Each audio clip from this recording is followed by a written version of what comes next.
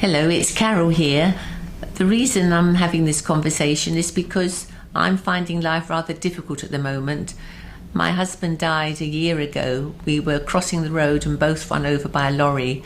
He had a month in hospital and came home, and he died in my arms within an hour of coming home. And I'm still finding it very, very difficult to, I suppose, accept it, to realise I won't see him again, certainly not in this life. And I'm rather bewildered, and I find myself rather bewildered. I coped a little bit at the beginning by, of course, crying a lot, sobbing a lot actually, and also saying I live my life in minutes. 1 minute, I think I'll put the kettle on, and then I'd pause, and the next minute I'll put the tea bags in. And I did that for a while, and it did help a little bit. And then I got times when I'd have about 40 seconds, sometimes 50 seconds, when I thought, I will get through this, I can get through this. And I try to think, what is it that's always helped me in life? Talking to people, sharing how I feel and how they feel has certainly been one of the ways. And also, I suppose, philosophies that I probably got from my mother, who seemed to have been born wise. And I know she would have said, take life by the scruff of the neck, darling. Know you can cope. You may not enjoy it, but know you can get there, know you can cope. And to keep a bit of me, like an inner self, that knows that I can cope.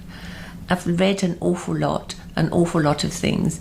And one was an article by a therapist, and she said, of course therapy can help, but do you know what? The first year or so, sometimes when you lose a loved one, you can go mad, literally go mad.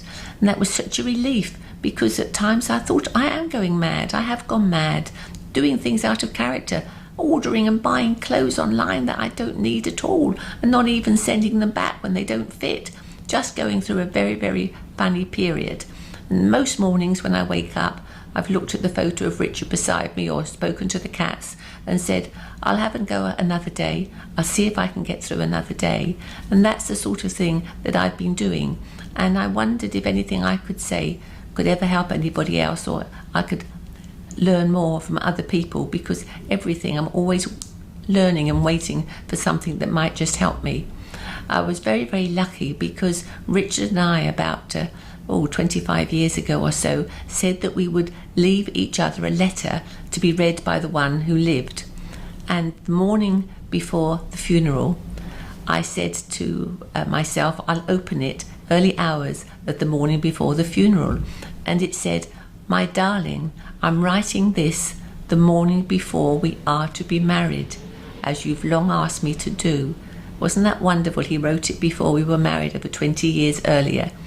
And he said, I just want to say that you've transformed my life. It's not for that that I love you for yourself, but you have transformed my life, he said.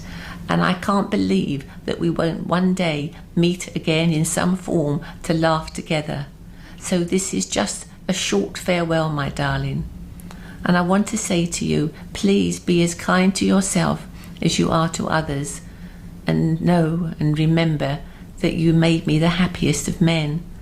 So he helped to console me in his death, just as he's always consoled me in his life.